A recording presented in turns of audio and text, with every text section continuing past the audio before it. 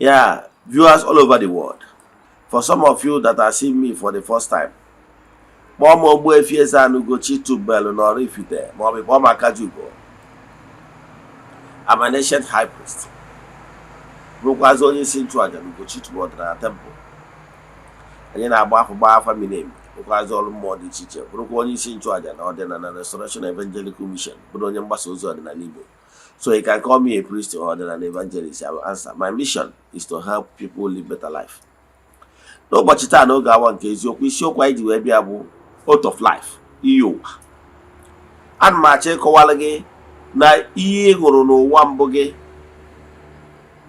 whether ma ọ bụ positive ma ọ bụ negative, play vital role in your life of today, in the world of reality.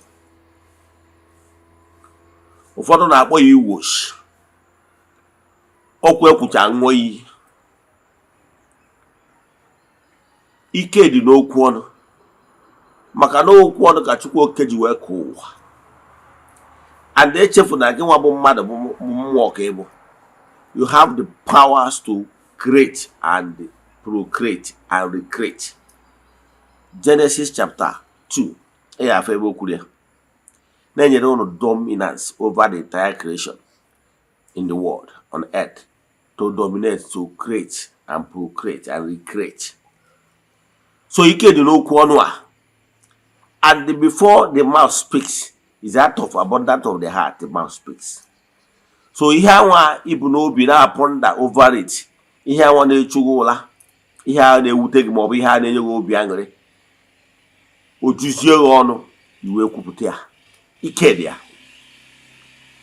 Ike dị n'okwu ọnụ. Ọ bụrụ na ị chọọ ịma the power of tongue, ije ebe mmadụ nwụrụ, were ọnụ ha, ile ha, kwuo n'ọgụ ọgbụrụ onye a, ịghọta ihe ọnụ nwere ike ime mmadụ, ike okwu ọnụ. So ọtụtụ ndị mmadụ ji ike okwu ọnụ in their previous earth life and ụwa nke a wee kwubi okwu na-etu ọ ga-adịrị ha, and ọ dị etu a. Ihe ndị a ka anyị ga-eneba anya, anyị ga-cite many examples ka o wee doo gị anya, ka bandage wee si n'anya gị pụọ. A ga-esikwa na meseji a wee tọọ ọtụtụ ndị mmadụ na-agbụ ma ọ bụrụ na ị watchia this message without bias mind. Ihe ndị a bụ ozi anyị nwetara anyị ga-akọwara taa. But before we dive into today's lecture, important announcement. Echefuna na anyị dị na month of January. Monthly rituals is still ongoing. You can join us anywhere you are all over the world. N'isi ụtụtụ ejegori na temple chụọ aja gọọ ọfọ kwubi okwu n'isi ndị sonyere anyị all over the world. The friends of the temple, the children of the temple, the members of the Restoration Evangelical Mission and Consecrated Group. Tụ aka isi eme ụbọchị ikpeazụ anyị jee na mmiri kpee ile ọma n'aha mmadụ dum. Jee na temple chụọ aja n'ebe nchụ aja gbuo ebulu mesara aka. Nwanne chụwakwa aja maka na aja karịrị ọgwụ. Ihe ndị a bụ ihe anyị na-achọ ka anyị kọwalụ gị. Ihe ndị a bụ ihe anyị chọrọ ka anyị kọwalụ ka ị gbata ihe ị kwesịrị ịma. Then ọnwa ajụjụ ị nwere na nkụzi ma ọ bụ na ịchọ ka agbara gị afa mmiri emi, chat me on WhatsApp 0805 78 37672. I repeat 0805 78 37672. Na ya na screen gị gafee. Now let's dive into today's lecture. Ọmadị long. Gịnị ka m na-ekwu maka ya? A sị na o nwere ihe a na-akpọ Iyi-Uwa, out of life. Na o nwere ike iwu positive, nwee ike iwu negative, mana okwu ekwucha ṅụọ iyi. Okwu ekwucha kwụ na etu a ka ọ ga-esi wee dị. Ụfọdụ na-ekwucha okwu a wido yoshi. Dịka ihe chidoro ọfọ na okwu ekwucha ṅụọ iyi. Adị ana m achọ ịgwa gị na ile a na ọnụ a na mmadụ na-eji ya ekwutere onwe ya ngọzi ma ọ kwutere onwe ya abụmọnụ. Mma agbara gị atụ instances of reality, modern reality, n'ihe gbasara Iyi-Uwa. Iyi-Uwa na-eme exist. And na-agwakwa gị na-enwe ka ị ga-esi wee revise ya Iyi-Uwa bụ negative. Yes, Iyi-Uwa dị negative, superimpose with positivity. Nke dị positive, ya activate ya ka ọ pụta ihe. Yes, o nwere otu akụkọ na-achọ ịkọrọ, akụkọ na-achọ ịkọrọ ụgbọ akụkọ reality ka ọ bụrụ fairy tale. Na-akọrọ gị akụkọ abụ m onye Oraifite. Na-akọ na Anambra State. You can go and verify. O nwere otu nnukwu nwoke a maara ama na be anyị, odigboto onye nze kara aka gbasiri ike. Nnukwu onye dibịa gbasie ike. Rọdụ ụtọ na nyanwa onye nwoke bụ onye gbasiri ike na afọ ụzọ dị egwu. O wee kwubi okwu. O nwere otu nwa ya agwụ mara. ọ na-alọ nlọ na-ekwubi n'ọnwa ya bụ onye ya ebi ya aka n'ọfọ otu ụbọchị ihe ụka na-eme mmadụ ya bụ nwa ya nwoke a bụ onye nke bidogoro alụ aka ọrụ mgbe anwa wee sị na ya ama eso ụzọ nna ya soro na ya ama arụ ọrụ agwụ na ụdị nna ya si arụ ya na ụdị ọdịnala na ọfara ka ya echi. Nna ya wee kwuo okwu n'wute wee sị na over his dead body na ya ma adọ ndụ nwa ya ejie ụka ọbịa nke na ọ bụ onye nchụaja na ya ma nọ ndụ nwa ya echie fada like play ụbọchị anwa eyibere nwa ya anwa akwa dikin. Ịma na dikin na Catholic Church echighara dikin eburugo reverend fada ababara ya mana eburugo reverend eje ka ọ ya agba echiche gị the stone iyi a ga-cross ya like this after 6 months echie gị fada ibeje stone straight. Ịghọtara ya? Ụbọchị ahụ echiara nwa ya dikin ahụ ka ọ ma na nwa ya nọgo na the point of no return. Ụbọchị aka nwoke a dara ahụ nwoke ahụ ọ dọrọ ndụ echie nwa ya fada ndị ọ dịkwa. So o nwere ọtụtụ ndị mmadụ ṅụrụ iyi dị iche iche. Ụfọdụ na-aghọta iyi ụwa, ụfọdụ eche ọ na-adị ka ọgbanje depending na nke onye ṅụrụ. O nwere ndị ṅụrụ iyi ụwa mmadụ nke na-eme ka anyị wee mara ebe a ga-etinyere gị aka. O nwere ndị ṅụrụ iyi ụwa nke ha bụ na ha nụọ di na ife ha chọrọ bụ ka ha zaa MRS. Edeghị anya n'ụwa mbụ ya na-akọ ya ọnụ na ọ nụrụ di o wee si ọkwọ di n'ụwa ọzọ ya abịa na ya anụ di mana ya zaghị ana di MRS asị na onye a na ya abụgo di agba nkwụ ya ga-anwụ. Ihe ọ chọrọ ka o wee fulfill all righteousness na ya abụgo nwunye mmadụ. Nwere ike n'ụwa mbụ, nwere ike ọ mụtara nwa, nwere ike ọ nụrụ di. Ọ bụrụ na a na-agbacha na nkwụ ya nụchaa ya etu esi anụ nwaanyị ofu ihe eme ọ naba Chukwu. Ụfọdụ na-esi n'iyi ụwa. O nwere ndị nke ha bụ na-aga anụ di na ọ mụta nwa na ọ mụcha na nwa ya nwụọ. Ụfọdụ bụ ndị na amụta nwa na afọ ha na nwa ha anya ha nwụrụ. Echefuka na o nwere ụfọdụ anụmanụ na-eme like that. Once they give birth, they will die. Achọrọ nka mkpọwa afa ya dị ka scorpion ụmụ ya ọmụa na nwa nke India. Etu a ka ọ dịkwa eke na ndị ọzọ. So ya na-achịkọwara n'onwe ndị iyi ụwa ha bụ na ha mụpụta na nwa asị ya nne nwaanyị congratulation nekwa nwa gị. Ọ na-ekuchara nwa akụcha nwa ahụ obere kuye onu ọ naba Chukwu. Uche ya bụzi na ya amụtago nwa na ya emezuola ihe a ji bịa ụwa. Nwee ndị bụ na ọmụta nwa na ọmụta na nwa etu anwa fụọ nwa ya anwa mụọ ụmụ na ahụ ma ọ bụ ịtọ ọ naba Chukwu. O si n'iyi ụwa ka ọ dị na nwoke ka ọ dịkwa na nwaanyị. Ọ nkwara ụfọdụ ụmụ nwoke ya bụ na ha nụwa na nwaanyị ka a ghara ịkọ ya ọnụ akọrọ ya n'ụwa bụ na ọ nụrụ nwa ọnụwa na nwaanyị zaa na nwoke ji nwaanyị ọ naba.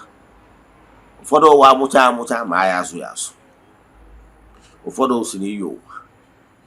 Ụfọdụ nke ha sikwa n'iyi ụwa bụrụ na ọ na-enwe problem n'ihe gbasara marriage.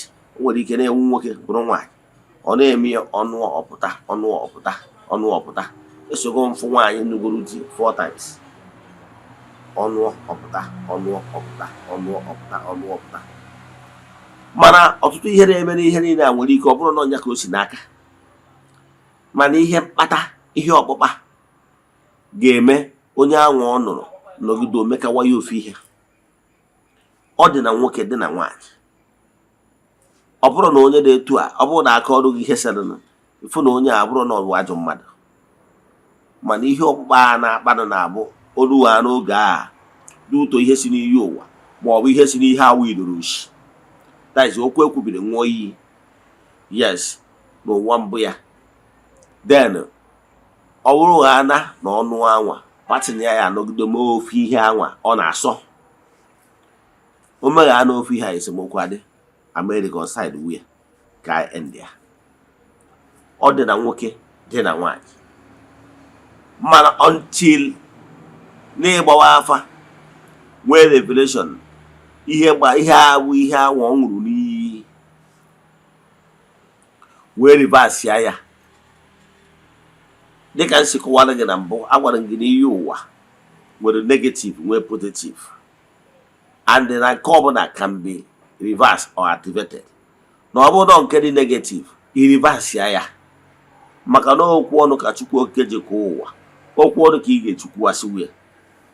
Ọnya ka m ji akọwara gị Nwachukwu ka ị na-enwe declaration every day. Mee declaration, ọ dị very important.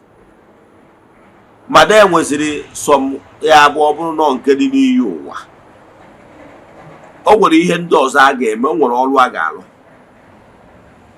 maka na ụfọdụ n'ime ha bụ okwu ekwuchara nwa oyi tidie ọfọ na-etu a ka ọ ga-esi wee dị. Adị ọ bụghị anọ nke alụchara ọrụ tụọrọ ya aja ma ọ bụ tidie ya ọfọ na ya wee kwubie, that one has been established na mmụọ before a reverse that particular one. Ọ bụrụ nke a ga-asolve by ordinary declaration. Any dịkwa na ga-arụkwa ọrụ wee reverse ya ka mmalụ ga-atụ.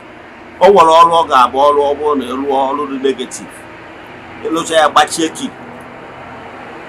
Only solution to this kind of work bụkwa alụcha ọrụ agbaghe key ka e wee solution. So gịnị ka m na-ekwu maka Iyi-Uwa dị real? Ụfọdụ ndị nwere short Iyi-Uwa anwa asị na ha nwere short life. Esego m wee fụ nwaanyị mgbagidere afịa ihe afa na-ekwu na nwaanyị a na Iyi-Uwa ya bụ na ihe gbasara nwa na ọ ga-enwe nsogbu n'ihe gbasara ọmụmụ. Na ọ bụrụ na nwoke a sị na ya ga-anụ ya marụ na ọ ga-achụ aja dị iche iche iji wee break some yoke ka e wee permit nwaanyị ya inwe ọmụmụ, and na nwaanyị enwekọ ọmụmụ nwa ofu ma ọ bụ ịbụa, and na o nwecha anya ọmụmụ na-ekwu ya na o nwere short life.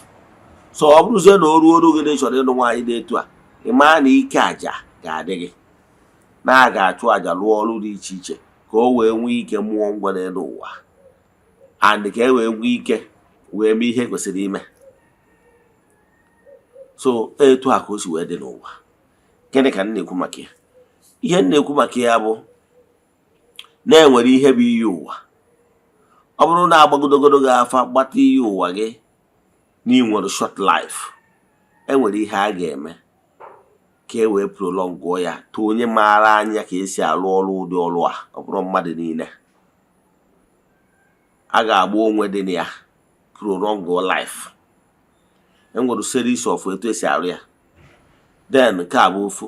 Ọ bụkwanụ na onye bụ onye ọgbanje, ndị mmadụ na-akpọ ha ndị ọgbanje, ndị a nwere short life, o nwere ka esi arụ ọrụ dị na ya, kwa ibu dị na ya. Yes. Now ọ bụkwa na onye bụ na Iyi-Uwa ya bụ n'ọnụ ọghasa agbapụtara ya n'afa, nwere ka esi eji arụgharị ya uwe oshi dị na ya. Otu iku na-adị, o nwere ka esi alụ dị ọrụ maka ndị maara anya. Ọ bụrụ na alụsị ọrụ anwa ka a wugharịa oshi awụrụ, that is okwu ekwubiri nwa iyi. Ịma na ihe ịmara ọbụla enwere ndị anjelu nke Chukwu ndị ọ bụ ọrụ ha, chi gị na mmụọ so chi gị ndị ọ bụ ọrụ ha ide weave, a na-akpọ ha weave of faith, FATE. a na-ewe evie na-edebere gị ya ma okwu ikwuru ekwu ma omume i mere eme, and your actions, deeds and actions, they will be taking note of all those things. I can take note of all those things. Nandoge.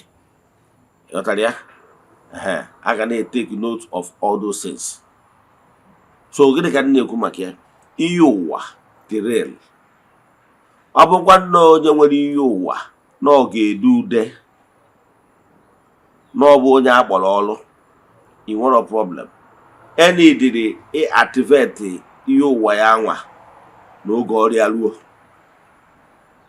ọkwa onye maara anya ya ga-activate ya. Ka mmalụ gatụ ihe gbasara activation ka ịghọta na ọ na-eme exist, maka na ihe ịmara ya.